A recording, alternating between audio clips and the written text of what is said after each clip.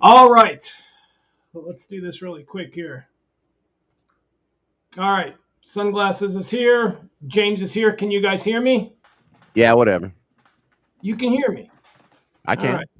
Because there's something wrong because I can't hear myself. I don't know what the heck is going on here. I mean, I can hear myself. I'm just not hearing myself through the computer. No, it sounds echoey. Is it getting picking up like your laptop microphone instead of what's coming off the soundboard? No. No. This is a, now this is a, let's see here. All right. Yeah. I tried to call Ed earlier, but he didn't answer my call. E, can you hear me?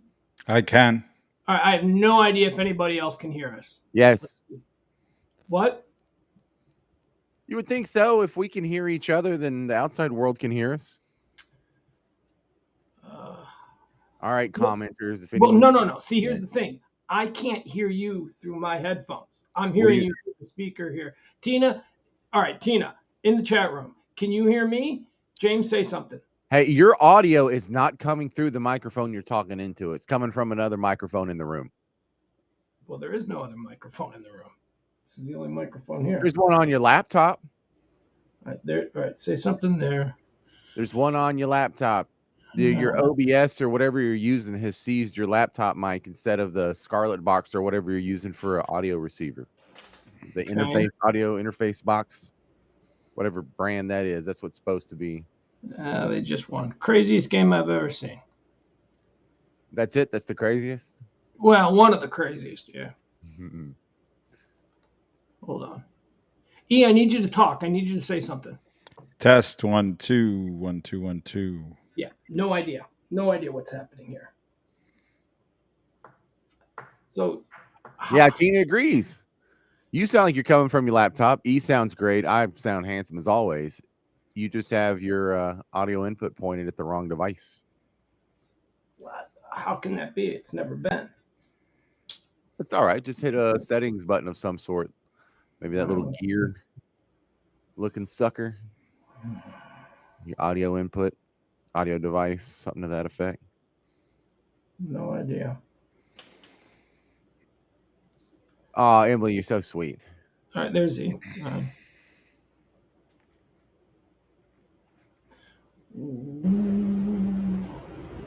All right, Ed has now taken control of my system.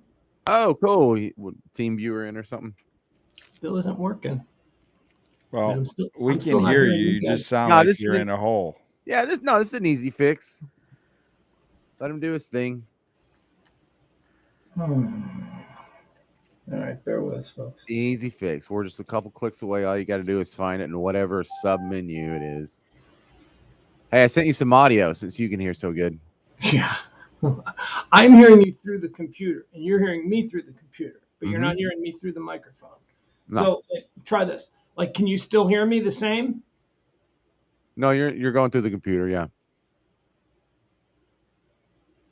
Yeah, okay. Did you bother to plug the Zoom into the laptop? I haven't done anything, and my kid is banned from this area. So, Well, he showed up with a laptop today. What's that? Whose laptop was it that he had? No, that's the TV laptop that we watch TV on. Oh. No, this one doesn't get touched. All right, well, did something get unplugged? No, everything is all right. What you eating, James? Protein bar. Yeah. The flavors on these are really good. Birthday cake. This is a Quest birthday cake. They have birthday cake ice cream now, too. Fantastic. The computer does not see your audio interface. I assume you have it turned on. Yeah, I saw a birthday cake icing flavor ice cream. It's like an actual Baskin Robbins over by my house. Hadn't been Baskin Robbins in decades, but my kids are like, "Can we get ice cream?" Sure. Birthday cake ice cream flavored ice cream. Icing. Birthday cake icing flavored ice cream. Yeah. And it really does. And it tasted like not the birthday cake icing or the icing that like your grandma had her own little recipe and she would whip it up. It tasted like that grocery store icing that is just super concentrated high fructose corn syrup. It is like whatever fentanyl is to heroin, that's what grocery store icing, cake icing is to what icing is supposed to be. It is fentanyl. It is that strong. Yeah, I think it like clogs all your arteries. When you need like a roto rooter to go through. When you're a kid, though, I remember liking that flavor, and I mean, I kind of like it now, but it's just too much. It's just I can't eat a whole lot of it. But they have an ice cream flavor at Baskin Robbins that was based on that, and it was actually pretty good. One of my kids got it. I went to PF Chang's over the weekend, and I had that chocolate cake. Oh my God! Does this sound better? 1, 2, 3, 4, 5, 6, 7, 8, 9, 10, 11. No, man, you're still on your laptop. Yeah, but so you say that chocolate cake, like PF Chang's has a chocolate cake, like a huge chocolate cake. Is this like a known entity? You say that like I'm supposed to know it. Yeah, it's a known kind of dessert there. It's like monstrous, and the icing is like I think it clogs your veins. See, but now I can hear you guys. I mean, okay, you're getting closer. Yeah. Your microphone's still pointing at your laptop and not that big puffy thing in your face. Okay, 1, 2, 3, 4, 5, 6, 7. Still sounds like I'm coming through the laptop. No, now it doesn't. No, now it sounds all right. Yeah, yeah. Maybe what do you mean? No, what does that mean? I mean, it definitely turn it down a little bit. Yeah. All right, that's a good idea. You're getting limited. I don't know. 1, 2, 3. Does this sound better? Better? Mm-hmm. Worse? Yeah. This sounds. You don't sound like you're in a hole anymore. All right, just as long as. All right. So this sounds okay, and let me just turn that down. All right, count to 5, James. 1, 2, 3, 4, 5. All right. Yeah, I don't know. All that I did, I guess you just I just powered down the Zoom and then turned it back on, and it fixed itself. So I don't know what the hell happened. I'm going to blame the dog because the dog was the only person that's allowed. It was the dog. It was the dog.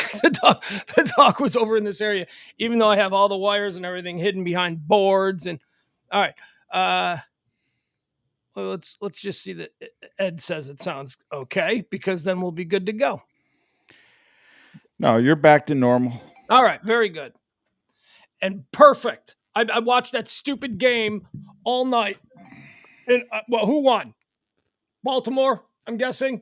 Yeah. New Baltimore. Won by 6. 31-26. All right. Hold on, let me get Wait, no. They went into overtime. How could it finish on 31-26? Huh? Because they get 6. Because they scored a touchdown. They were the first team to score a touchdown. 31-26. 6. 4, 5. No. wait. 4, 5. 25. 31-25. I'm sorry. All right. Let's start this again. All right. Let's welcome Sunglasses in. There he is. All right. Let's welcome. There he is. Oh, just like nothing ever happened. Like nothing ever went wrong. I was really thinking that we were going to have to abandon this show because I have no idea what the heck happened. But what did happen was all you got to do is just that ever happens again. I now know. Hi, I see you down there. Not only do I see you down there, I heard you last night. I got to listen to you last night on WBAP. You were so good. How good was that? Doing your Westwood One fill-in stuff. How often do you do that? Because you said you hadn't done it in a while. Maybe 4 times a year. Thank you, Emily. I'm glad that I sound good. Perfect, actually, is what Emily says. She says I sound perfecto. Perfect. Great. All right. So, E, did you get a chance to hear James last night? No, I had no idea he was filling in on WBAP. Why would you care? Because we are here to support one another, no matter what. Well, I like that attitude. What was the show about? It was nothing. It's a talk show. The only rule is no politics. Can't do anything political. I'll tell you now, whose rule is that? Is that Walter's, or is that Westwood One's, or is that BAP's? Because that is certainly not the rule at BAP the rest of the week. And it's Walter's rule. Good for him. That guy knows what he's doing. Here's to Walter Sterling. I almost screwed up. I'm sorry. I almost pulled the curtain back. No, that is great. I love that somebody is actually attempting to do AM talk radio with the express commitment to not do divisive politics. Because I heard you open up. You know what I love that James does? I want you to do that. Well, you don't have to do a new one, but you could actually do the one from last night. I like how you open up your shows with like a monologue, like with a bunch of jokes. Do you write all those jokes? Oh no. There's a guy who puts out a joke sheet every day who's based out of New Orleans here. Okay. But he used to write for Leno for years, and when I was on Sirius, we were getting his joke sheet. Uh-huh. It was just kind of cool when I ended up in New Orleans. I hooked up with him, and he does like a morning monologue on one of these oldie stations down here, and he sells his joke sheet. But he used to sell to Leno, so he would watch the Tonight Show every night, and every time Leno told one of his jokes, $75. Oh, I thought it's up to 75. It was 50 before. Really? Yeah, because we used to do that. We used to do that back in. Well, I didn't do it. But the writers on the show in Chicago when Leno first took over, they used to do it, and they used to sit in a room after the show, and they used to just brainstorm jokes because they got 50. But that was back in '97. So yeah, I would hope it would go up to 75 now, and they'd get checks anytime a joke got used. So that's awesome. Now here's why I'm glad that it wasn't you writing those jokes, because they're all terrible. But that's why they're so funny. Oh yeah. He does this monologue where it's one after another of like Catskills. Yeah, Like, right. It's like, really? Can you give us an example? And let me handle the drum. Did you have anything handy that you can share with us? Just you know what? Last night. I do, but the thing is, he puts out a new joke sheet every day, and I think I already have tomorrow's joke sheet, so I could just run through that with all new jokes. Is that cool? Yeah, whatever you want to do. All right, well. Does this cost you $75 per joke? This don't cost me anything. This is a nice guy, and I've hooked him up with other shows who've bought his joke sheet, so he just gives them to me for free because he's such a cool fella. What's somebody in the yard? Was there a squirrel climbing in the tree back there? What's going on? I don't know. I'm gonna have to go shut the door. That's pretty loud, though. Yeah, it is. She's nuts.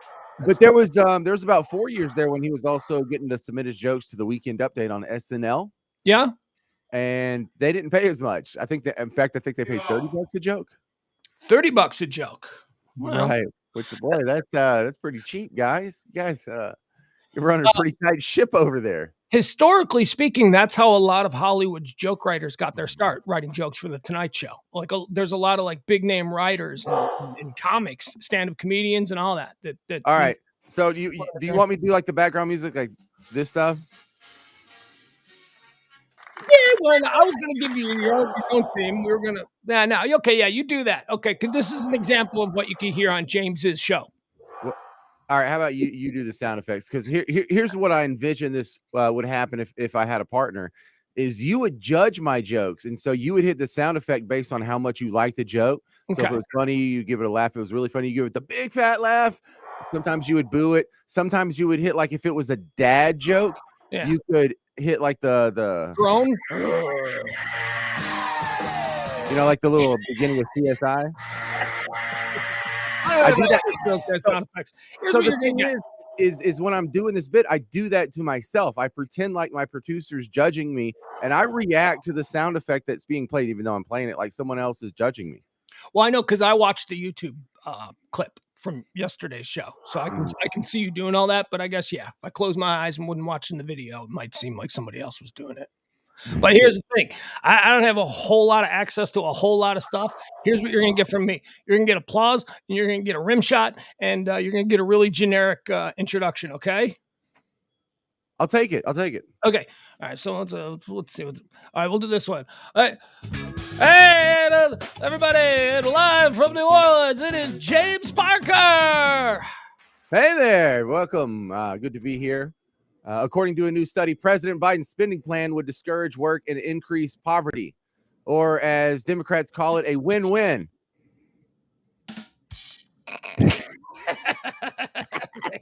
All right.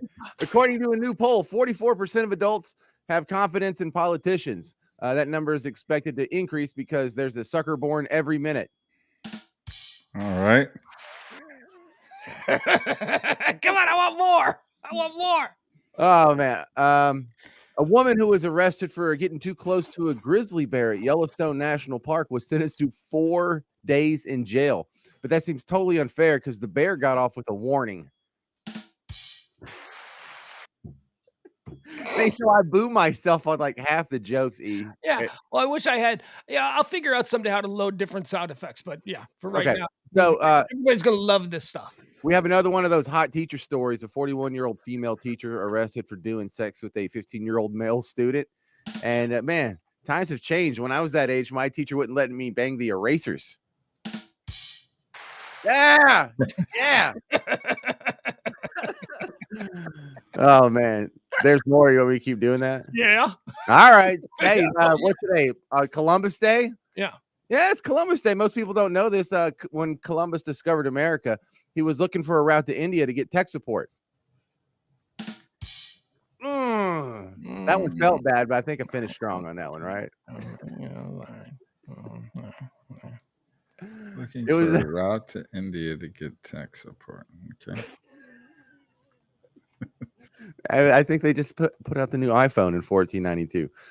So hey, it was also on this day in history, October 11th, 2013, the super carrier USS Gerald Ford was launched by the Navy, and it's a pretty rowdy ship. The sailors drink like Betty Ford. Oh, he's laying out on me. Oh, that hurts, but I deserve it. That was a bad one. That's all right. All right. I'm trying not to laugh, but I'm laughing at it. Okay. I know. I think if this guy gets paid for this, it's even crazier. I know, right? Well, no, you don't get paid for all of them. You'd be good one. I would hope not. Yeah. All right, and also October. Emily is a rough crowd tonight, boy. Emily, I know they're cold. They're cold. All right, this is gonna be my last one here. Happy birthday to rapper Cardi B, who's 29 years old today. And if you were looking at getting her a gift, she's registered at Big Butt and Beyond. And there's Parker, his daily monologue, right here on the Pugs Company show. Now that one sounded like a Leno joke. Well, the thing is, bombing is fun for the comedian. It's not fun for the audience, but it's fun for me. No, look, honestly, the reason I brought it up was because, that's how you open your shows. And what I was listening to yesterday, my kid was actually laughing at that. He thought the jokes were really funny. Of course, he's 12 and didn't. All right. That's not exactly a great comedy club audience, but he thought it was all very funny. And I actually said to him, I go, this is what it's supposed to sound like. This is what talk radio is supposed to sound like. And he looked at me and he's like, what is talk radio? I don't know. His talk radio, you know what his talk radio is? Seriously? Watching gamers play games. Yeah, right. And have you ever, like, the good ones would make tremendous talk radio hosts. I mean, the good ones, the gamers that are really popular are just cut out all the gaming. They're just terrific personalities. And that's why you're watching them, because they're funny. Oh my God. Well, I like that art form because the guys that are sort of narrating the action as they go, some guys are talking about something else while they're playing the game. And so you kind of get the whole, I'm telling a story about what happened during my day while you're watching them fight to the death. But some of the guys are like narrating their adventure.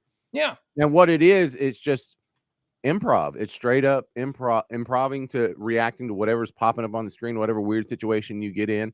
And you're hearing them come up with punchlines and just try and throw them out there, just like you do in regular conversation. And some guys are really good at it. There was this married couple. They were in their early 20s. Yeah, Preston and whatever. No. They're no longer married. They got divorced. And I remember I told somebody, a friend of mine who was a consultant in radio, I said, you've got to check these people out. These people would be a tremendous morning show. They are just so natural and their chemistry is unbelievable. I would sit and my kid watches them play the games, but I'm sitting here listening to these two people just communicate back and forth with each other, and they're ragging on each other and they're making fun of things. And they were weaving in like current events commentary with the games that they're playing. And so I told this guy, I go, you need to check these people out. These guys are really good. They'd be great in radio. And then I found out that they make like $10 million a year playing games. So they don't need radio. They're not, what are they going to do? A morning show in Boston for $500,000 a year? At the high end? Demotion. Right. I mean, I'm like, man, that's what oh boy, radio really is dead, because the absolute best personalities are doing other things and appealing to completely different demographics. Well, But besides us. well, yeah, besides us. I mean, hey, we're still irrelevant, Temo. We are. We absolutely are. No response to that. It's okay. Well, I was more stressing the fact that we're immensely talented at our craft. Yeah. All right. So we had quite an eventful weekend. Let me pull this stuff up here. Make sure that I got this all working properly. Yeah. Okay. A lot of things happened this weekend. A lot of good things happened this weekend. I just got to spend it with my son, which is always wonderful. Went out with Uncle E on Saturday for what I have to believe is going to be one of the, although maybe not. Is that going to be one of the last lake trips? I mean, you went today, and I was like, it's a little cold today, but I guess it was in the 80s today. Yeah, it was 85. I mean, I thought Saturday was going to be too cold, and it was like 96 degrees. It was yeah, I mean, why? When's it too cold? November, I would think. I mean, I don't know. I mean, when does it get because I mean, if it's in the 80s, like that's not too cold.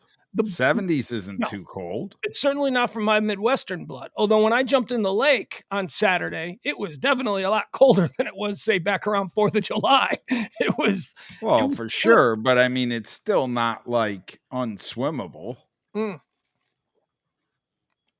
But my question remains, as a boater, as someone, when do you expect to have to cut it off for the year? I mean, is it just we play it till the first frost, or what does happen here? I don't expect to cut it off. Like I just will probably not go if it's really cold. So you could potentially be going in December out to the boat. Yeah, you just got to make sure that the engine block doesn't have any water in it. So I guess you probably drain that. If you go out in the winter months, you'll drain it somehow. I don't know. There's a way to do it. I just got to learn how. I'll just call him and ask him.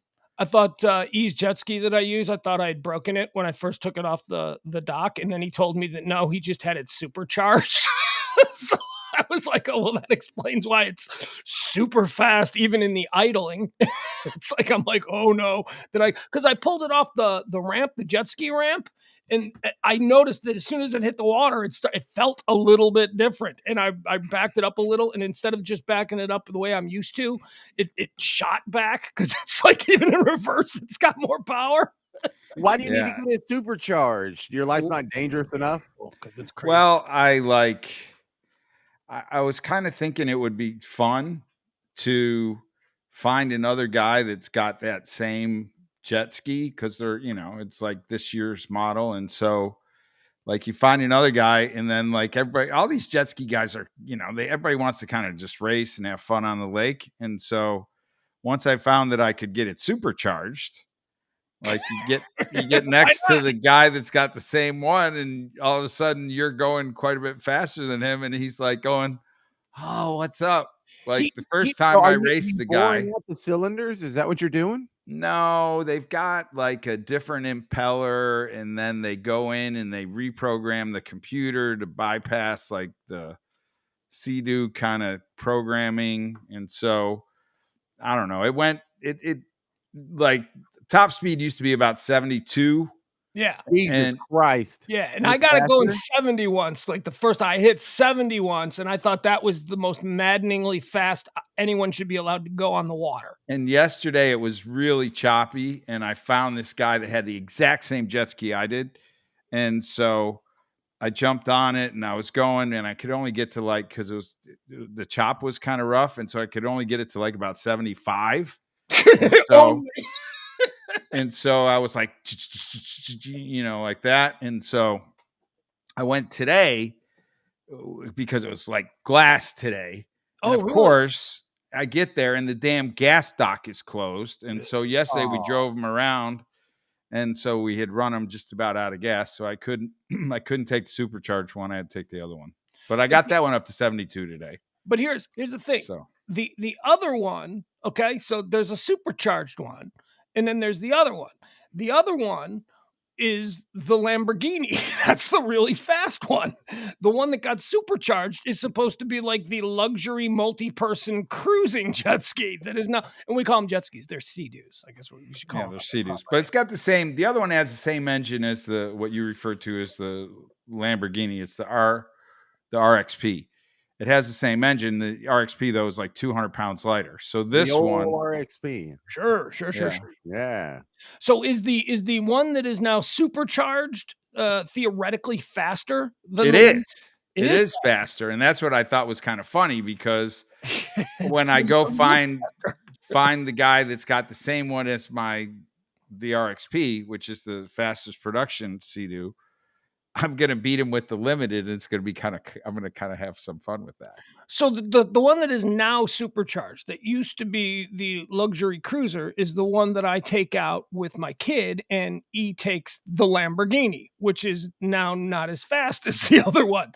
And so it took me a while to figure out that, because even when I was riding it, the engine sounds like a jet plane now. It goes, Yeah, it's got this it's weird got like this, wing to it. Yeah, and I thought exactly. there was something wrong with it, and I was really scared. And then we stopped, so we jump in the water, and he pulls around on his Lamborghini, and he goes, "You notice anything different about that?" And I was like, "Oh man, does he know I broke it?" Like I thought I already broke it. And Already busted. he goes, "I had it supercharged." And I go, "Oh, that explains it." I go, "Because this thing is really fast, and I thought there was something wrong with it." And Right. So ridiculously fast though now from like the start to top end. Yeah, like but it's just incredibly It takes fast. off like a rocket. I mean, if you're starting and you just hit it, you go, I mean, you take off. So I got off that one. My son, that's one from multiple people. So my son and I got off that one. It'll have 3 people. You can take 3 people on it. And I said, you go ahead. You got to try it. It's yours. It's supercharged. You need to try this. And he takes off like a bullet over the water. Now, last night, he told me first. He said, take it out, open it up, see what happens. So my kid jumps in the water and he's swimming. They're playing catch or whatever. And I take it out. And because of the chop, I only got to about 56, but I got to 56 with the thing depressed only like halfway. And I turn around and I come back and he goes, "Did you have it all the way down?" I'm like, "Hell no, I didn't have it all the way down. I respect Mother Nature. I didn't." So then he gets on it and he apparently had it all the way down, and he goes up and down the lake. And as me and my kid are in the water playing catch, he goes whizzing by probably 200 yards away from us, so he's like a little dot off, and he runs right past us. And my kid goes, "Oh, that does not look safe." No, it doesn't. But if you fall off a jet ski at 72 miles an hour, are you just dead or what? Yeah, No, you're probably gonna spin for a little bit. Like it'll probably feel like concrete. You'll get water up your nose for sure. Yeah. You're gonna skip like a stone over the water. So I got it to about 75, and that's all I could do yesterday. But today I tried, and I just didn't. We didn't have gas, and when you have it wide open like that, it burns gas really, fast. So Well, what's I hit 56 and then hit a wave, and I got like that, and I wrecked my crotch. My crotch still to this, there is a muscle that my old man body said, "Nope, not for you." And I swear to God, it's like if I was playing football, I would not have played. I would have been out. You can put me on the physically unable to perform list. My leg is killing me. And that was just at 56. So getting thrown at 72, yeah. No. What is your fastest wipeout? Both of you guys. What is your fastest wipeout on the jet Never ski? wiped out. We haven't wiped out yet. No. Yeah. Oh, okay. Yeah. So that's good. Yeah. Like, I pay attention. So hopefully I'm not going to wipe out. Yeah. I'm just afraid, like, if I hit a log or something, something I don't see that's kind of submerged underwater. Was that not a thing? Do people not wreck jet skis? I mean, they can, I'm sure, but you just got to watch for the trees. Like when the water level's low at Louisville, like there are trees, and then, they'll start to poke up, or they'll just be kind of somewhat submerged. So you got to pay attention to that, but hopefully all goes well. Lyle in the chat room says, "I drug a sinking jet ski halfway across Lake Louisville." Been there, done that, Lyle. I had to do that myself. ran over a tube The line, tow rope. a tow Yeah. rope, sucked it up into the engine, and I had to swim probably about 300 yards while dragging a jet ski, and I thought I was gonna die, man. I have concerns about my heart. The whole time I'm swimming, I'm like, this is how I'm gonna die. This is how I'm gonna die. But I did it. I did Just it. bobbing there, getting a sunburn, I was dying slow. And there's a way to do it. You have one hand extended holding the jet ski, and then you kick and you push twice like this, and then you pull the jet ski in, and then you swim out again, and then you pull it back in. Oh, it was awful. It was awful. But I will say Party Cove was really not that party. It was only like about weekend, you said. Yeah. Well, I guess so. People were watching the game. They want to, but you would think with some of the boats that are in there, they probably got TVs on the boat. Lyle, the reason Lyle had to drag it was because he couldn't climb back on. That's funny because they are ridiculously hard to climb back on. Yeah, if you haven't done it, it's a technique. You get used to it. You have to learn. Right, so what's the scene out there? Is Sneaky Pete still a thing? Oh yeah. Oh yeah, that's where I keep the boat. That place was packed on Saturday. Oh, that's so good to hear. Yeah. So good to hear. Or at least according to that little cabana that they got, or not cabana, it's like a gazebo that's out on the water. You can like, walk down the grass. You go out on the gazebo was jam packed on Saturday. So and then they have a band playing. So yeah, I think Pugs judged a T-shirt contest at the gazebo one time. No, I've done a couple. Yeah, we were out there for a few appearances. Yeah. I remember who's that big comedian? He does the podcast and he smokes weed now. Oh God. Yeah, Joey Diaz. Joey Diaz. Yeah, we were out there with Joey Diaz. Yeah. That was fun. He played Big Pussy's dad in The Many Saints of Newark. So the original Big Pussy. Yep. Which is interesting because I remember Sam was in a body glove. A body glove shirt. Well, Sam had been dieting and he had lost a lot of weight, and he just rushed the new clothes a bit soon. He looked wonderful. He had lost a lot of weight, and God bless him. He wasn't ready for body glove wear, but he wore one. Yeah, he did. I've got that image still in my head. I remember it well. All right. Joey Diaz and Sam in the body gloves. It's enough small talk on this shortened show. Again, Monday. Do we really have to go? I mean, I've just gotten in the habit of going at 10:30 after football games, and today I was glad I did. Because it was such a good game. That game was awesome, man. Did you guys both watch the game tonight? I did. Oh God, what a football game! Lamar Jackson was both terrible and great all in the same game. Like, I wouldn't know how to judge him. He made some of the most boneheaded mistakes that you would. He threw some balls that were like 2019 Mitch Trubisky type passes. I mean, they were nowhere near being caught. That is not high praise. And then he threw absolute darts at other times. He fumbled. I mean, he almost fumbled twice, but one was ruled. I think it was ruled he was down. Yeah, he was down by contact. His knee was technically down. So both of them in the red zone. I mean, one got returned all the way for a touchdown, but it got called back because it was an illegal lateral. But I mean, Lamar, I guess he's the reigning MVP, right? Didn't he win the MVP last year? Lamar Jackson, was it last year or the year before? No, the year before it was Patrick Mahomes. Last year it was Lamar Jackson.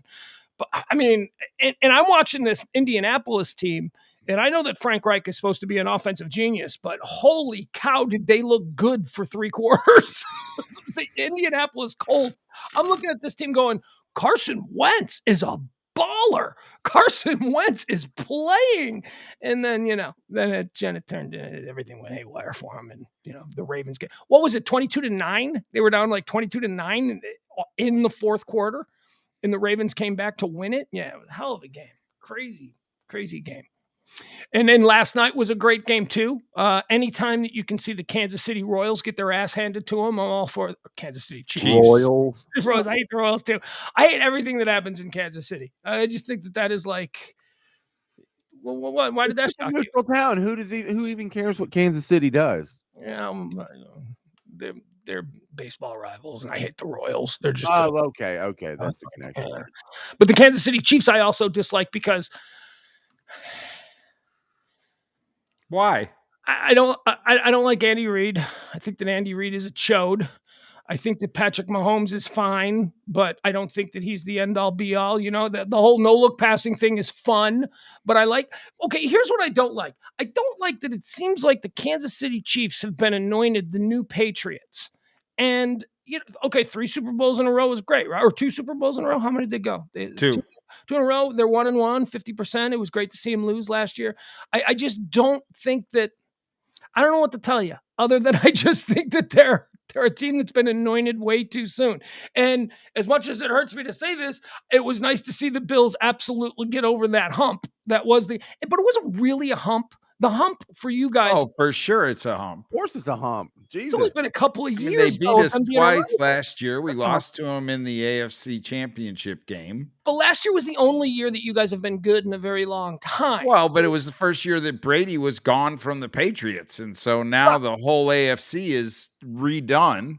But that's why that's Kansas City's been the hump for you guys were the Patriots. But and all of a sudden, they beat you in the championship game. But so what? Someone's got to lose. It only happened once. It's not and like they beat us in the regular season. Yeah. All right. So we were beat twice. Yesterday we shellacked them. I just don't like Kansas City. I don't know. I'm not allowed to say anything bad about Patrick Mahomes because he's from my hometown, and nobody's from my hometown.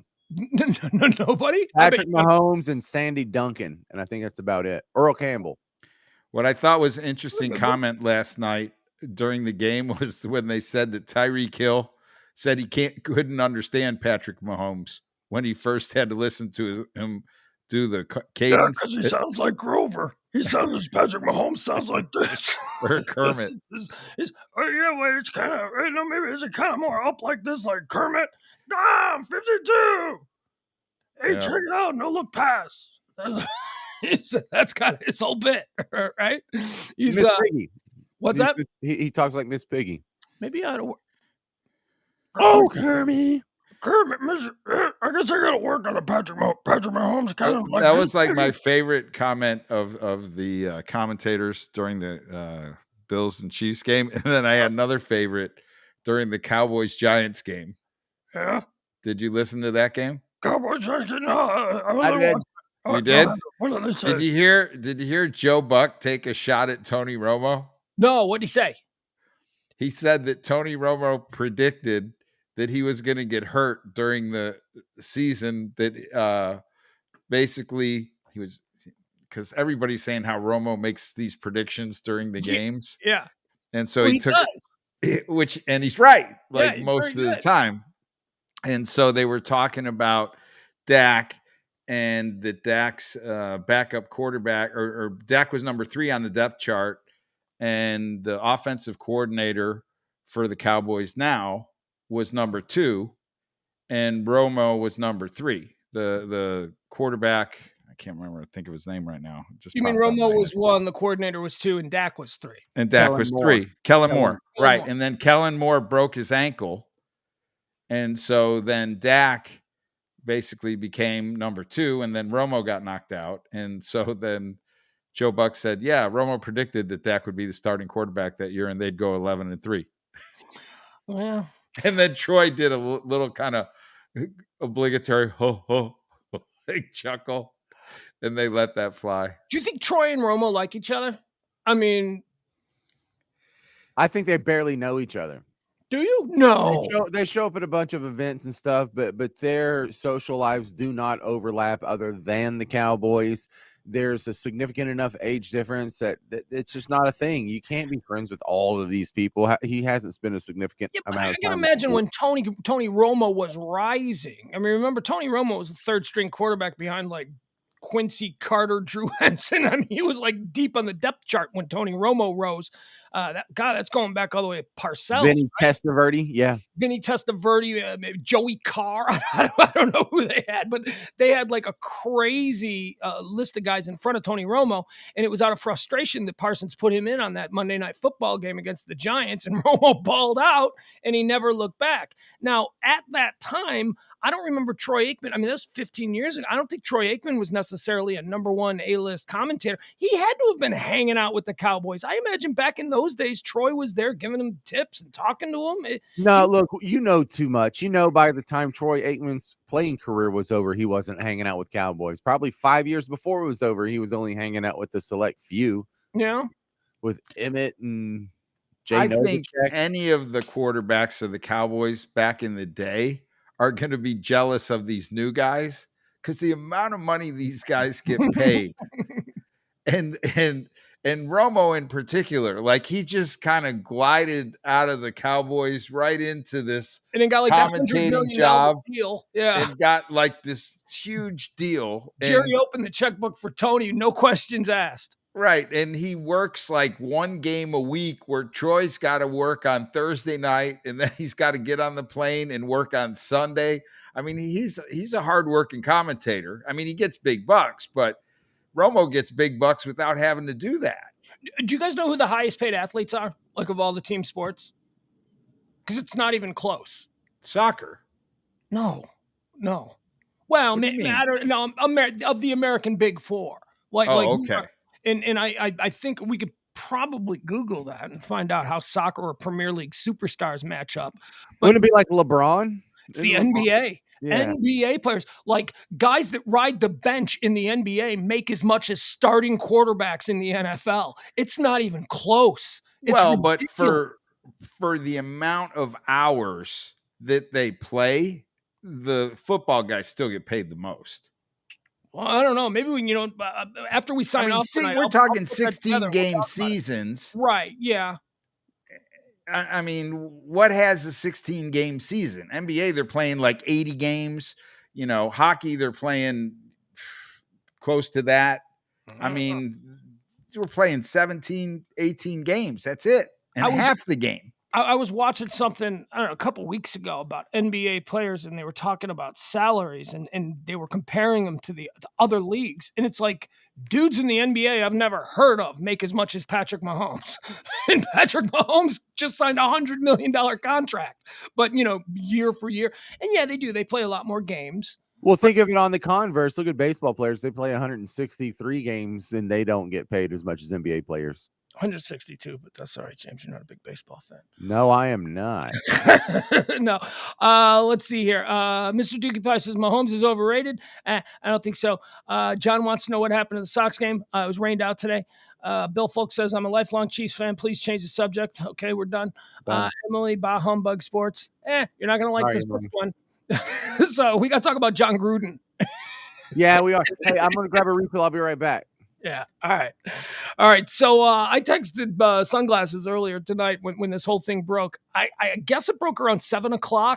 John Gruden, former head coach of the Las Vegas Raiders, he got in trouble on Friday when the second time he's a former coach. Yeah. He'll never be a coach again. I mean, this one is this is a career killer.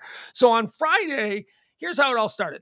On Friday, a whole bunch of emails were the league was okay. So the league is investigating. It's about the Washington Redskins and the Redskins having nothing to do with the Washington Football Club. I'm sorry, but it has to do with Daniel Snyder, and this is the background. Do you remember when a bunch of formerly Redskin Washington Football Club, their executives got in trouble for a whole bunch of stuff they were doing, like a trip to Mexico where they paid the cheerleaders to pose topless and like all of these right. And then there was a whole bunch of people who worked in the offices who, said that it was a hostile work environment. So the NFL has been doing a huge investigation into what was going on under Daniel Snyder's previous administration. He's still the owner. Nothing has happened to Daniel Snyder yet, other than him. And they're saying that the reason that he finally agreed to change the name was because of all of these other things that he was about to get in trouble for. And someone went to him and said, hey, you know what? You could be in line for a lot of trouble. You know what would be a really good faith gesture on your part right now?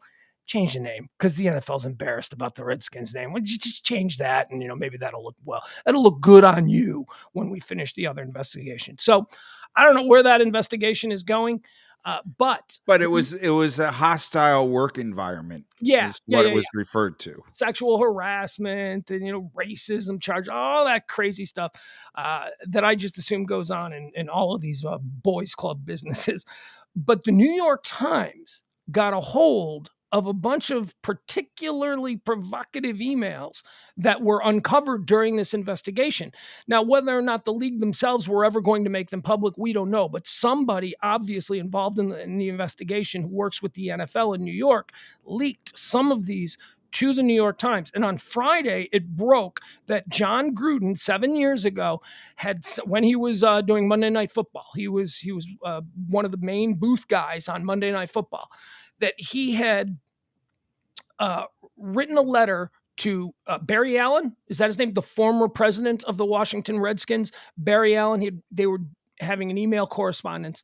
And in one of the correspondence, John Gruden basically said some racist stuff about former NFL Players Association rep DeMaurice Smith. Is that his name? I don't have the story in front of me, so I'm just going off the whatever, a black guy. And, that one, we got to hear the actual emails, what he said. What did he say? It was something like he's got the lips of a Swahili warrior or something like that. He made comment about his lips. Racist comment. Yeah, the old racist trope about, black guys in there, whatever. So Gruden made a joke in an email about that.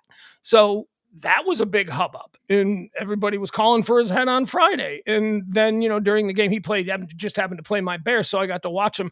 He did not look good on the sideline. He looked like he knew he was a dead man walking. And it was then revealed yesterday that there were more emails that were coming out, not just this one. This wasn't just an isolated incident.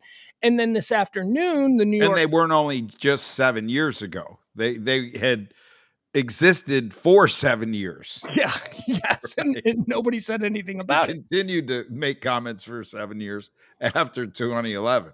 So, and these other bunches of emails, now I haven't read them yet. All I'm hearing is from like Adam Schefter and all the NFL reporters who are saying, oh, well, he goes after not only African Americans, but he goes after women and he goes after Jews. I don't know. Just spin the wheel, whatever it is. Gays. Apparently, gays? Yeah, he made homophobic comments. Right. I mean, so it became an unsustainable situation. So this evening at about 7:00, Mark Davis, the son of legendary Raiders founder and AFC founder Al Davis, showed up at the Raiders facility, called a meeting with John Gruden. John Gruden went in there, and when the meeting was over, it was revealed that John Gruden had resigned as head coach of the Las Vegas Raiders, resigned in disgrace, apparently, I still don't know. I'm hoping that when we wake up tomorrow that we're going to have these emails and we're going to know exactly what it was.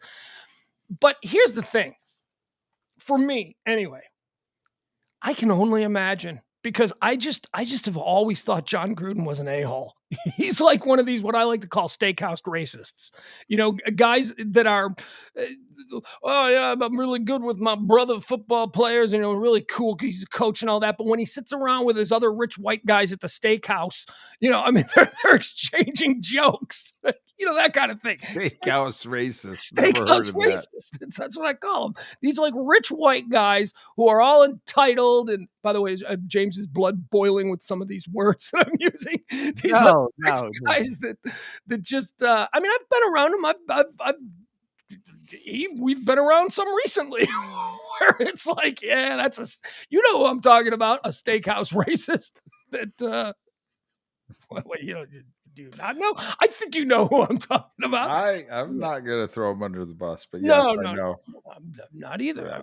It's not in my place. These are just, people. Anyway, and I've always thought that I had an exchange this weekend with a friend of mine in Chicago via text where we were talking about coaches, and we both kind of agreed that coaches in general, especially at the professional level in football, not necessarily like the other ones, although baseball coaches are really bad. And a baseball announcer got in trouble on Friday night too. Jim Cat. So, What you did know he say? about this one, James?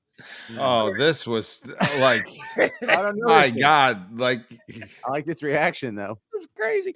Well, that he said it during a Major League Baseball playoff game on national TV with, how he's many probably happy that John Gruden is getting all this attention Right. right now. Like, it's like whoever makes the last racist remark is the one in trouble. is Yeah. the one in trouble. And Cat was about to be barbecued if he's still not going to get barbecued for this one. Well, he's been taken off further broadcast quietly.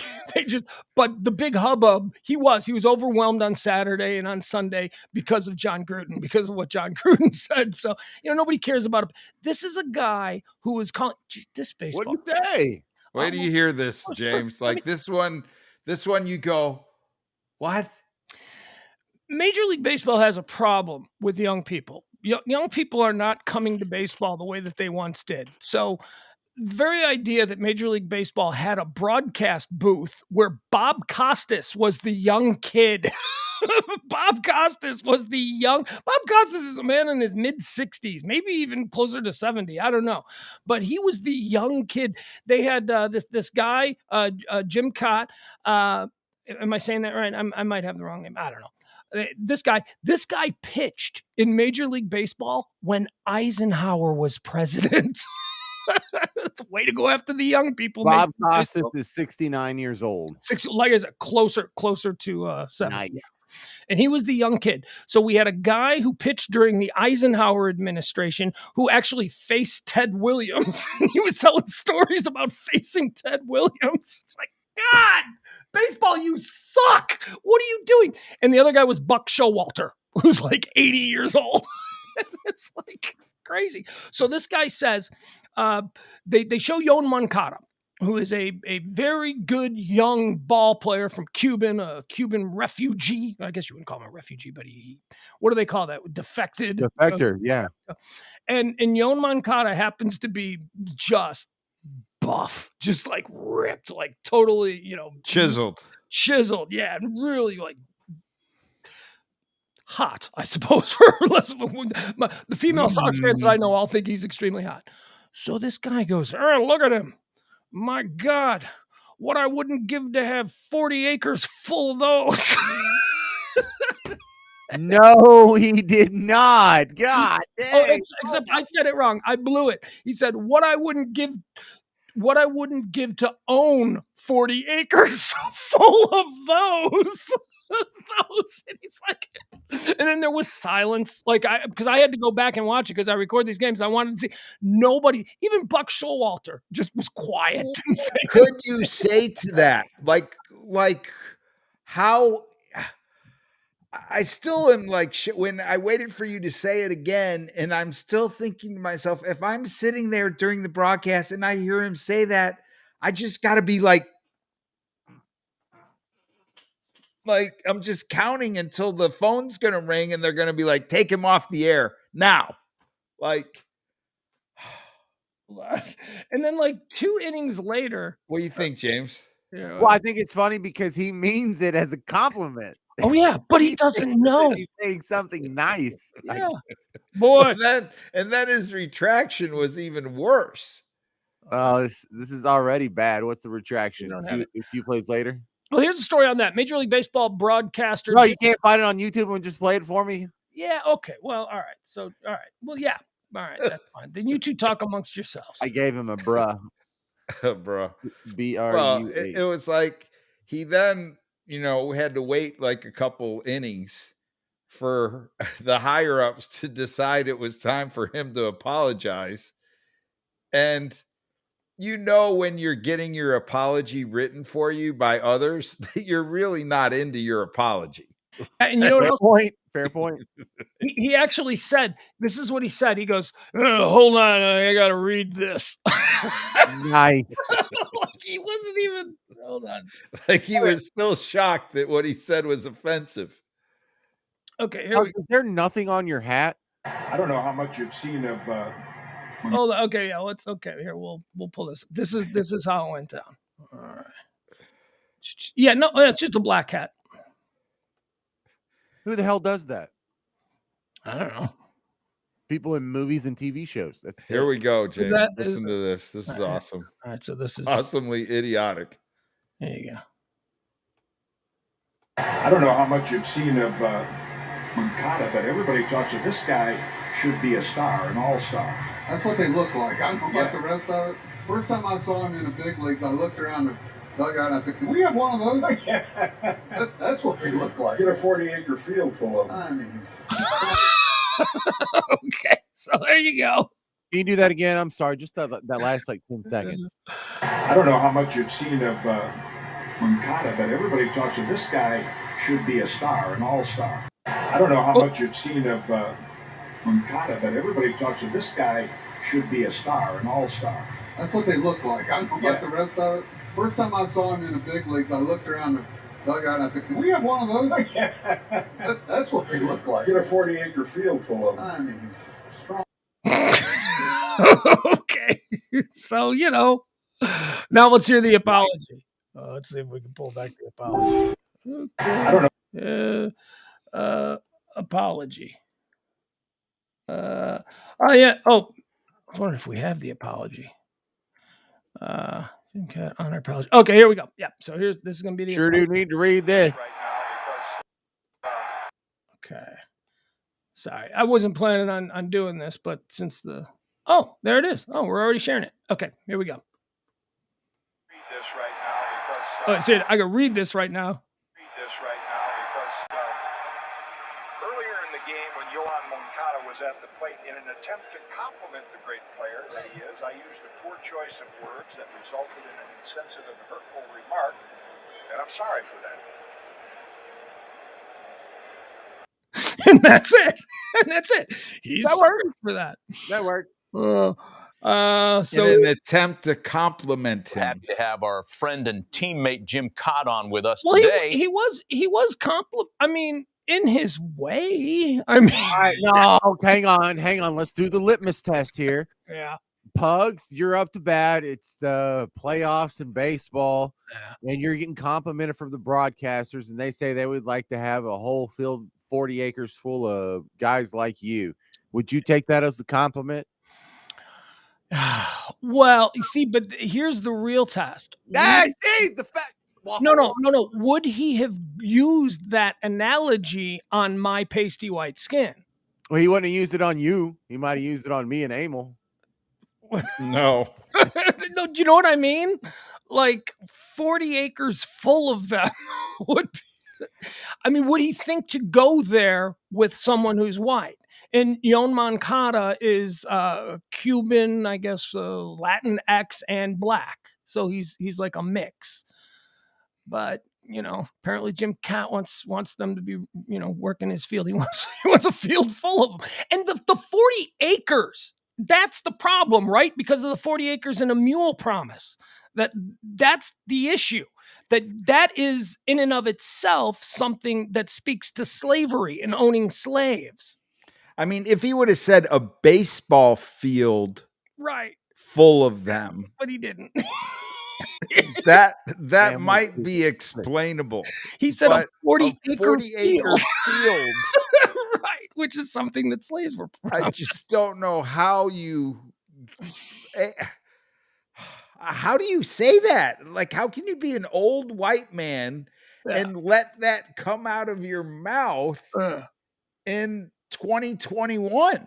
Hey, old white men, they're coming for you.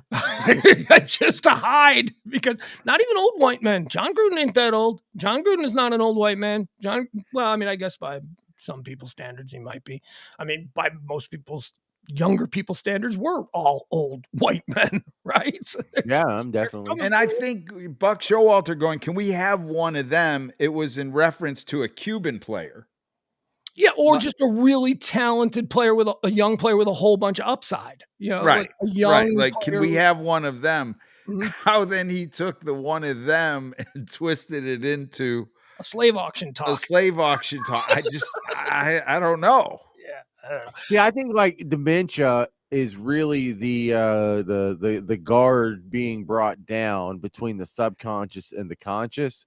And the way it starts to sort of burst out in the beginning in small little flares is you just say some really messed up stuff that was in the back of your head and you don't even believe it, but it's there. It's like the old Louis C.K. bit. You're like, there's this thing, but and then there's this thing, and it's there, and you don't believe it, but it's there. Isn't that like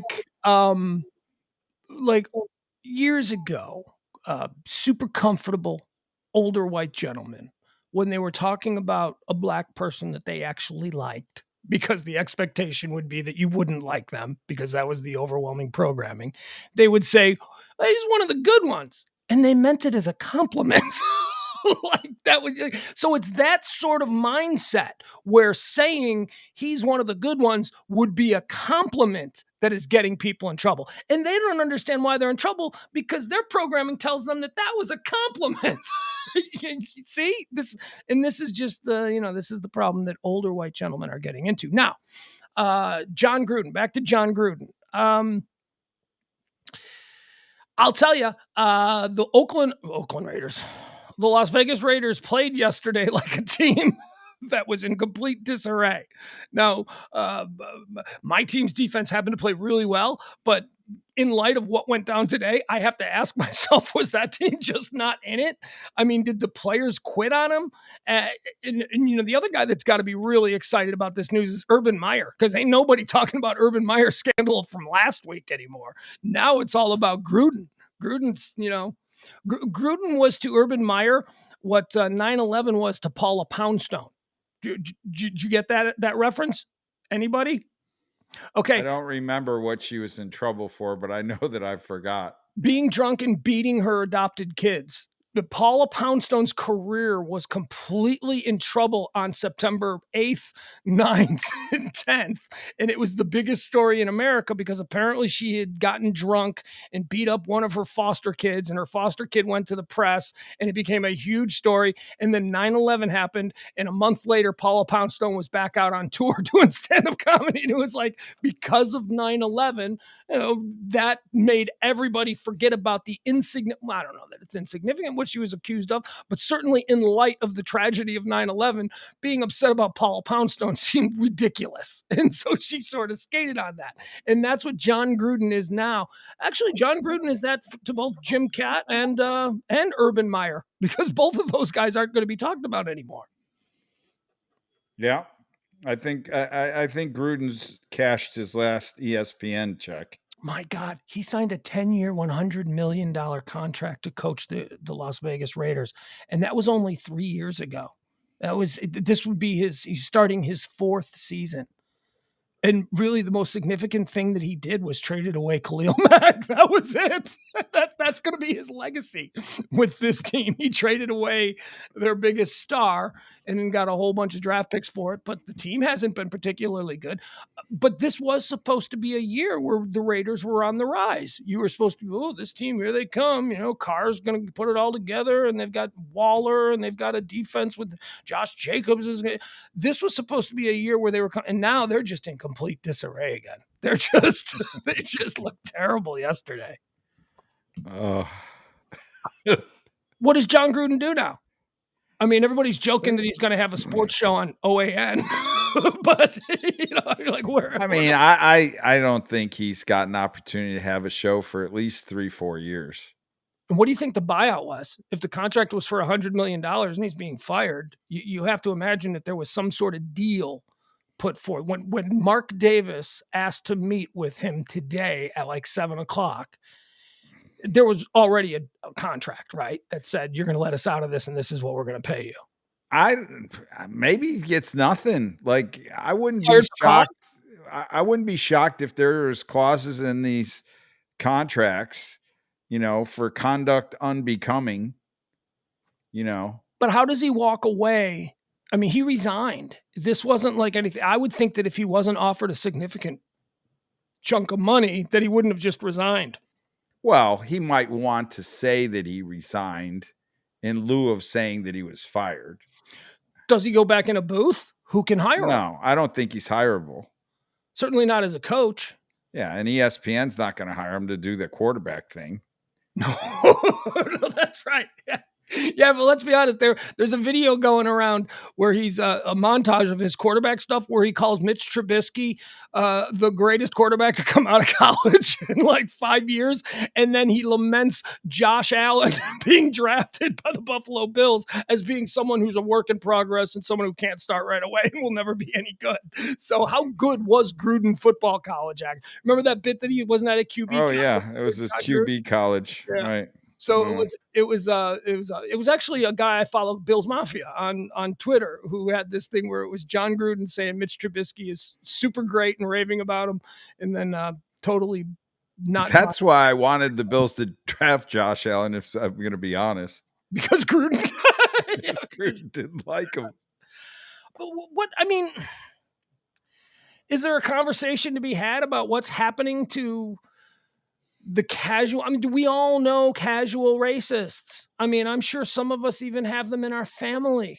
You know, I mean, do y'all really think John Gruden's a racist? Do you really think if you ask John Gruden the question that people have inherent traits based solely on the color of their skin that renders them better or worse than other people? Do you think he would answer yes to that? Do you think he's really a racist, or is he just completely racially insensitive and oblivious? Here's the question that I won't answer that because there's no way for me to know that. I've never met the man. I don't know him. The question you should ask me is this: would John Gruden be cool with his daughter dating a black guy? And I would say, no, I don't think so. I don't think so. So take from that what you will, if that makes him racist. And I don't know how you can say that. Like, I don't know. Just a vibe.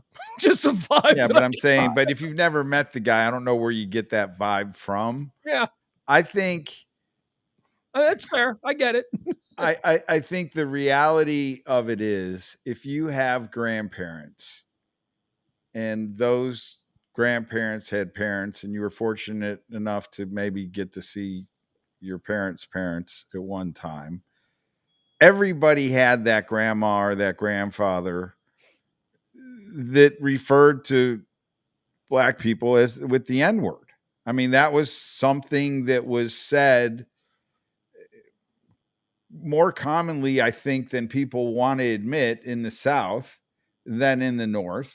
Yeah, because my grandpa, I would look back on him and I'd go, yeah, he was a racist dude of his era, but I never heard him say that word. He called here's my grandpa called them coloreds, and he would also call them shines, which is something that well, that's just as bad. Is it? I look. I'm not trying to scoreboard anybody, but I never heard any of my 4 grandparents say the N-word or refer to the black people like that. Yeah. Well, you couldn't hear them under the hood. But I just think that is where stupid it became more casual, like or people were like, okay, now we're not supposed to say that, but you had already heard that programmed somewhere in the back of your head. And so I think as we progress now to this age, hopefully kids today are not hearing grandparents with that tone or with that with those words, not to the degree that we saw that we did. Right. And I think when Obama became president, like we all thought, wow, that was gone. And the reality is it stirred up a whole group of people that were like quiet about it, that were like, no, I'm not going to be quiet about it anymore. E, let me ask you about your grandparents as well, because it sounds like my grandparents and your grandparents would have enjoyed drinks together. It sounds like maybe my grandparents were not racist against blacks. They disliked everybody that wasn't Irish Catholic. If you were Italian Catholic, you were not to be trusted. If you were Jewish, you were not to be trusted. If you were Asian, you were not to be trusted. If you were anything, I mean, I came from a family. My first wife, Sloane, she's Irish, but she was Irish Protestant, and we had to lie to my grandparents. My grandparents loved her, but we had to lie about her not being Catholic. My uncle had an Asian girlfriend that he met in Hawaii, and apparently he wanted to marry her, and he didn't marry her because, I mean, if you were not Irish Catholic, my grandparents would not accept you. So it wasn't just about black people. It was a whole thing about you had to be Irish and you had to be Catholic. If you weren't one of us and you were different and you were going to ruin our bloodline. Which, when I look back at pictures of our family, and we're not exactly a very attractive family, we could use a little bit of, a little zest, maybe a little Italian blood in there, a little Hispanic blood to jazz things up. But I mean, so, that generation was just very, what's the word? Provincial, maybe? I mean, they just, if you weren't exactly like them, you were an outsider and you weren't to be trusted. Tribal. Tribal, very tribal. Yes, that's it. But also, like, take my grandfather, for instance. My grandfather lived 80 something years and never lived more than 5 miles away from where he was born. And he grew up, where he grew up and when he grew up in the city of Chicago, and the city of Chicago is still like this to some extent, incredibly segregated. All of the Irish live on these 4 blocks. Then the next 4 are the Italians. Then the next 4 are the Polish. And then the next 4 are the Germans. And then the next 4 are the Jews. And even though they're all white, they never went into each other's neighborhoods. Everybody was identified by their ethnicity. For instance, we didn't go to the corner store. We went to see the Greek. It was like, where you going? You going to see the Greek? Give me a pack of cigarettes. It was like everybody was identified by. And here's the funny thing about my grandpa. My grandpa, the only guy that he was friendly with at the dairy that he ran, he was a milkman. The only guy was a guy named Smitty. Smitty was a black guy. And Smitty, and this is like in the 1970s, Smitty did everything. I mean, he was like my grandpa's right-hand man. My grandpa loved this guy. And it was always, Smitty, he's one of the good ones, is what he would say to me. Oh, I'd give Smitty the shirt off my back. I love Smitty. Smitty's one of the good ones. And I later, as a grown-up, I went and thought back, Smitty was probably the only black guy that my grandpa ever got to know.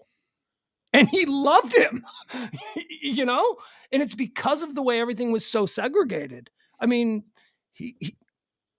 Yeah. I mean, I think back to like Italians in New York were Dagos and Wops, and we were kind of, racially not cool and I mean, when I got older, I like my grandfather would tell me stories and about his father and how there were parts of town where they were not allowed to go, and just because they were Italian.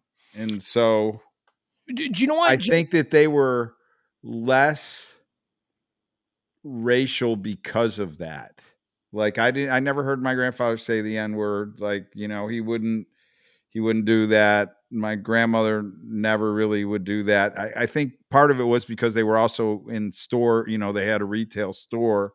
So they had all kinds of customers. So they had all types of customers from all different walks of life and things like that. And so, yeah, I didn't really get that so much from them. Now, as my dad's friends, I started to get around and hang around.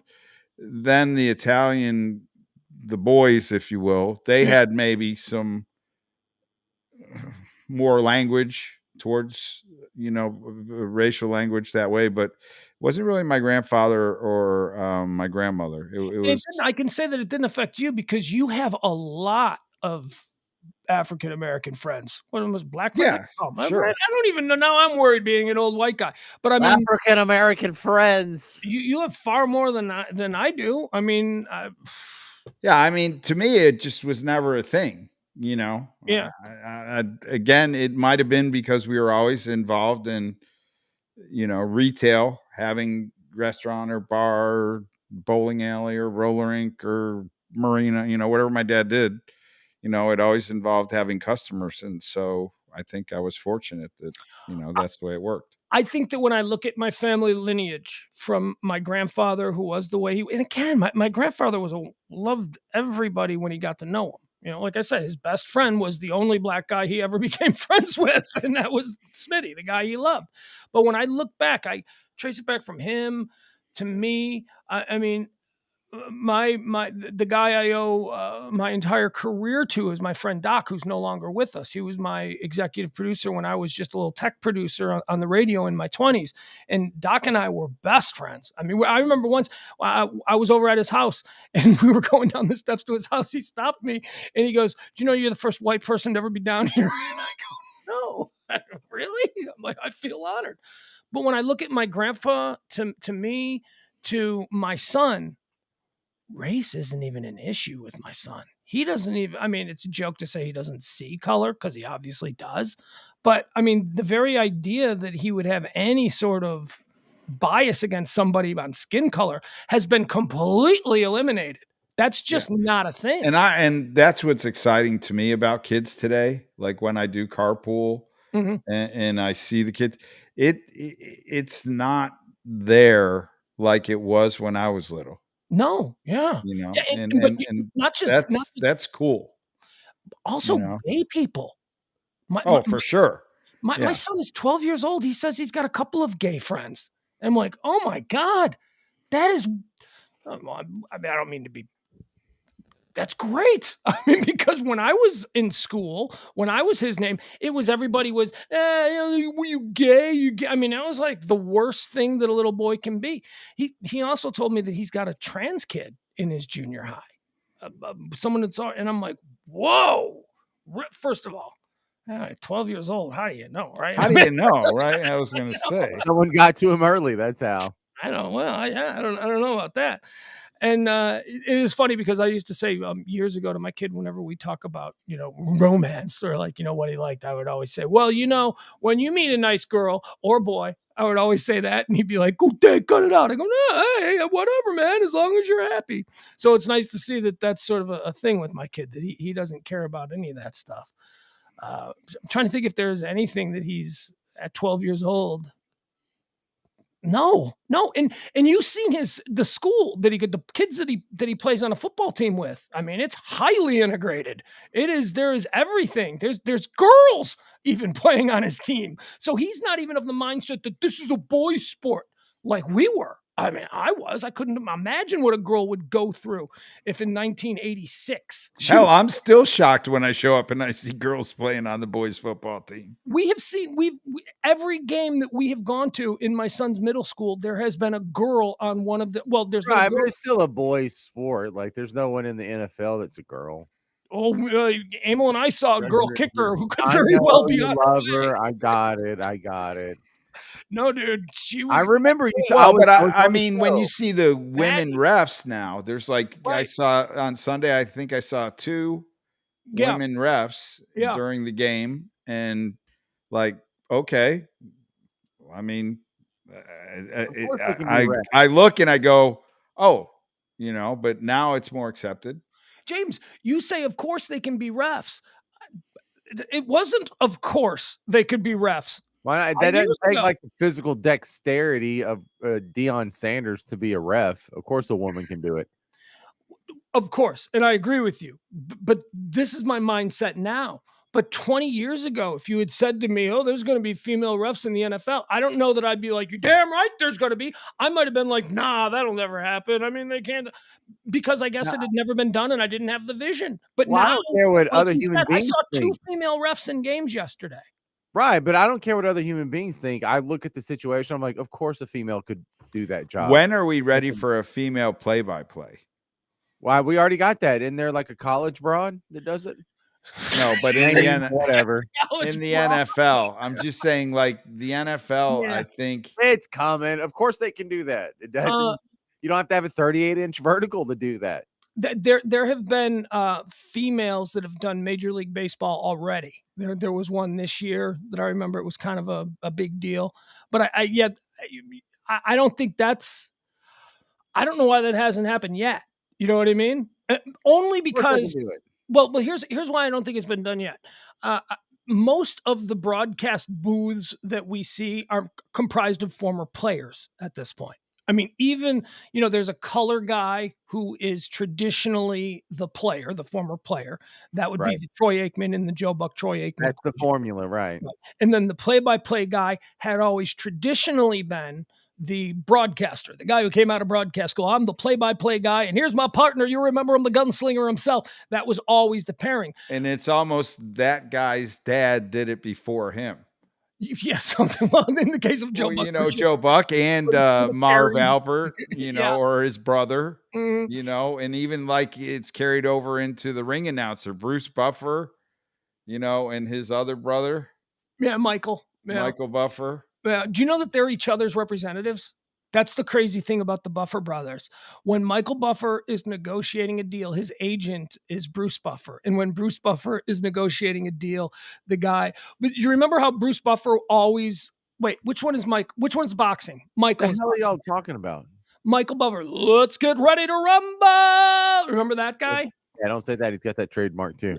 That's my point. And every time someone would say that, Michael Buffer's catchphrase, unlicensed, every time someone would say it, Michael Buffer's phrase, his brother Bruce was the one who would come and be the hammer and enforce I think I got a cease and desist from that dude. Yeah. And now it's sort of turned because Bruce is the voice of MMA and the voice of UFC, and his thing is it's time. And anytime anybody tries to use that, it's now Michael Buffer who enforces it. It's like they've got this weird tag team brother thing going on where they're each other's representatives. Sounds really smart. Yeah. All right. So what were we were talking about women and women in sports. Yeah. Women being refs, women being kickers. I don't know that we've seen it in baseball. Baseball seems to be the old boys club of the sports. What about in hockey? Could we see a female on skates? There is, if I listen to Arizona, there is the Arizona Coyotes game. There is a female that announces those. Yeah. She does not do the play-by-play, but she's like color.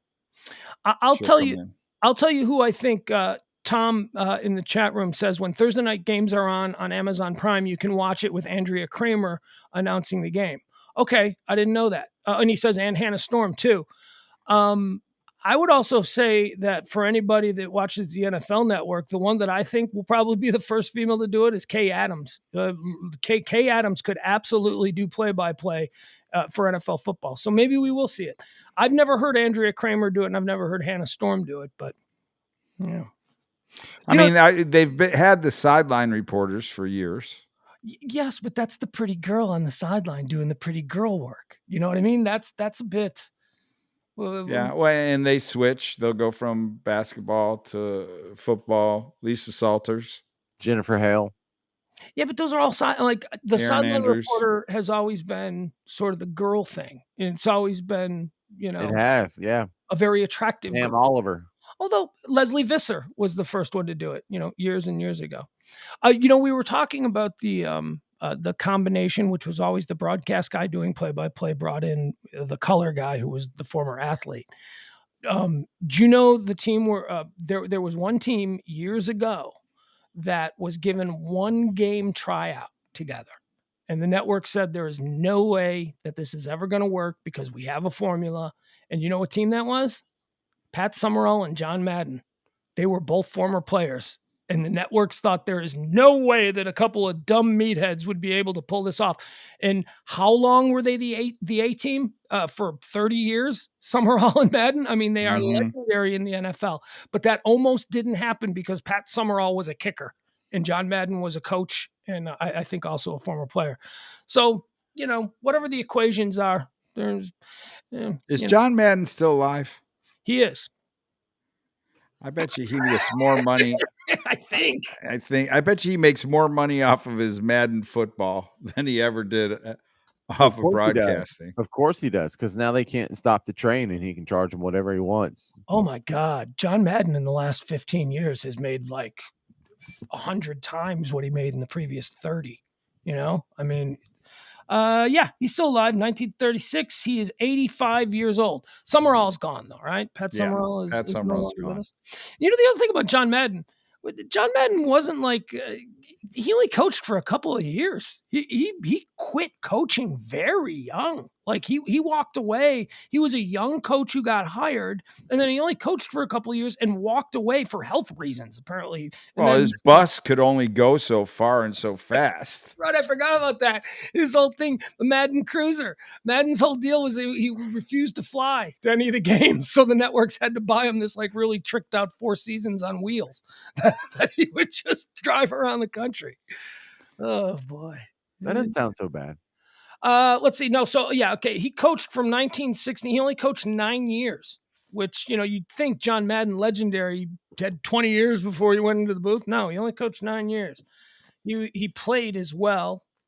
Football coach. No, he didn't. No, he didn't. Sorry, I took that back. Yeah, but he was a coach. All right. So John Gruden is probably never going to work again. It would be fine. Yeah, exactly. He's going to be totally fine. I mean, he's got a lot of money. He's a young man. What's going on with John Gruden? Wait. Who? John The other Gruden. Gruden. Who's the other Gruden? Jim Frank. Gruden. What's going on with Frank Gruden? The guy who used to be the coach of the Redskins. Let's call him Frank. Why can't I think of his name? Wasn't there another Gruden? Oh, the other Gruden brother. Yeah. He's long gone. They're the lesser Harbaughs. They're the Gruden brothers, and the Harbaughs. Jay Gruden. Jay Gruden. That's what it is. Thank you. Good job there, James. All right, we got anything else we want to get into? We got 5 minutes here. This was I got absolutely nothing. Hey, go roll through the audio real quick. So tomorrow, Gabby Petito's autopsy is going to be made public. Oh, really? Yes. Oh, I didn't know. Now come on, we moved on from that. Haven't we? Like a 1 week thing, and we're done. Short attention span. Yeah, my attention span gave up a month They ago. still have not found the killer of the 2 lesbians. Somehow I knew he was going to go. He was guiding. Somehow I knew. Every time we've got extra minutes, I just keep talking about it, just to keep it in the air. I'm going to get to the bottom of that one for you, E. Some people are speculating that the cause of death is going to be revealed as strangulation. For who? For Gabby? Yep. Yes. Trying to see if there's anything news here. They're also going to have a toxicology report that they're going to give. A lot of people are speculating that she was not on drugs. Well, she seemed like was she? Seemed like a weed smoker. I mean, they both seem. Well, I mean, I'm not going to count weed as. Well, he means real drugs. Yeah, I know what you mean. Yeah, real. But she. I mean, if they say that she smoked weed or she had, marijuana in her system, I'm not going to think that killed her. No, he's not convinced. No. There was one piece of video though from all of the pieces of video that featured her that came out, and I remember thinking, "Oh, she smokes. She's a weed head," because she had that weed head laugh. It was one where she goes, she turns to the camera and she goes, "This is for everybody who says Gabby Petito doesn't go outside." It was like a stoner laugh. I'm like, oh, she's a stoner chick. And then it turned out that she's all hippy dippy and she was into all that stuff. So, hey, real quick, did you see what the hottest Halloween outfit is for the season? Squid Games? I have. It is Squid Games. Squid Games. Yeah, it is totally Squid Games. They are the hottest. Yeah. The wife and I were talking about actually going, and we've already got our costumes, and she's thinking of maybe we buy the Squid Games and go this year as Squid Games and put away Cruella DeVille and the Dalmatian costume till next year. That's a good costume, though. You guys going as Cruella and the Dalmatian. That's good, but it's an evergreen costume. I mean, and how many other people are going to be doing Squid Game stuff? Will you show up because do you want to be the hot costume or do you want to, Well, the only reason that we've kind of decided not to do the Squid or part of the Squid Games, like to be the guards or to be the main guy. Those are problematic costumes if you want to drink. Yeah. Because of the masks? Because of the masks. Prohibitive. Oh, come on. 1 hour after being into the party, everybody's got their headpieces off. Yeah, but like if you want to stay like in the vibe, like you're gonna look like a weirdo in a pink suit if you don't have the mask on with the square or the triangle or the circle. But it's gonna be really cool because a bunch of other people are gonna wear it, and that's almost gonna make it better that there's a bunch of y'all in the crowd. It'll be like, oh my goodness. Now the tracksuit I think works. Like you can drink with the tracksuit on. Just don't be a guard, be a contestant. You know, and so that was kind of my solution to the what if we're gonna drink, and then Friday night we're going to the Haunted Mansion. Have you seen that? What is it? Is it a spook house? So there's some cocktail soiree. Like they tracked me down on Facebook. And so it's like over on Swiss Avenue, and you go there and it's like a murder mystery, like kind of Swiss Avenue, like where the Lizard Lounge was. Yeah. Yeah. Like over there, kind of. Well, but not where the Lizard Lounge is. These are where like the old mansions were on Swiss Avenue. Further down. Yeah. And kind of more like Lakewood over that direction. I got you. So yeah, we're gonna do that Friday. So we got to go get a costume for that. We got to dress like in the kind of Great Gatsby era. So we didn't do anything. We didn't get into John Cusack. I had a little quiz for you guys that I wanted to do. I've got a quiz that's going to make us all feel so old. It's called 35 Under 35. It's the 35 most bankable and successful Hollywood stars under the age of 35, and I crap you not, I only know like 3 of them. It's like I don't know any of these people. I'm like, what? Who is that person? There's a Kardashian Jenner that I know, and then there's like somebody else that. Hey, by the way, Kim Kardashian hosted Saturday Night Live on Saturday. Anybody see it? Yeah, she did okay. She did great. Obviously I had a low bar set. Her monologue, I wanted to play. We'll play the monologue tomorrow on the show. Her monologue was killer. And not just because of the OJ jokes. She went places. You know how everybody has made the Kardashians and the Jenners and Caitlyn Jenner an easy target the last 5 years. Sure. So I wouldn't think that Kim would come out and like do the best jokes on those subjects that I've ever heard, but she did. She made fun of herself too. She made fun of herself, yeah. but also she made fun of her former stepdad, Bruce Jenner and Caitlyn. There was a great joke there. I won't spoil it because I want to play it for you. And then there was another spin. It was a parody of the People's Court where it was Kourtney Kardashian as the judge. So it was People's Court spelt with a K, and all of the Kardashians were, basically bringing charges against other Kardashians. And one of the lines was, it's like Kylie Jenner or whatever. Her bit was I'm not a Kardashian, I'm a Jenner, which was like it's like a real like I'm not one of you, because she's like the super hot one now. And that's what it was. The mom was upset that she didn't have any of the drama in her life that is known for the Kardashians, and her joke in that was like, I'm not a Kardashian, I'm a Jenner. And it's like, well, Jenners have a lot of drama too. Just look at Caitlyn, But it was the shots that she took at Caitlyn Jenner, formerly Bruce Jenner. Or I guess, Bruce Jenner's dead. Whatever. Always been Caitlyn. To me, always been Caitlyn. It was, has it, Jay? She's always, it's always. When she was on the medal stand getting her gold medal for the decathlon, that she was Caitlyn to me. You said that, the world's greatest male athlete, the decathlon winner, that is obvious. I knew in advance because I'm not a bigot. Well, but he's her stepdad, so she's allowed to take shots. Well, no, but these were kind of mean shots. Like these were like these. You're allowed to take mean shots at the stepdad. I'm sure you owe him a few. She was fine. She was great. And she's still, she's still the most beautiful woman I have ever sat 3 feet away from. We had a nice interview with her. We were only supposed to have her for 10 minutes. She stayed with us for almost a half hour. My partner did not enjoy her, but I dazzled her, and I have the pictures to prove it. There's a picture of her looking at me, and she is just smiling and laughing. I made her laugh. And if I die tomorrow, that'll be on my tombstone. Made Kim Kardashian laugh. I can now say, she also explained to me the difference between red and... It's one of my greatest stories of all time. Tell it really quick. After the interview, we all went to the food line, and it was me and Stuart Copeland. That's right. That's Stuart Copeland of the police. Me and Stuart Copeland were standing in the food line, and they had all of these different Tex-Mex kinds of things, and there were different colored salsas. And Stuart Copeland said to me, I always forget. I don't know which one is hot, the green or the red. And I go, I have no idea. And standing in front of us was Kim Kardashian in the line. She turned to us and then explained the difference between red and green salsa.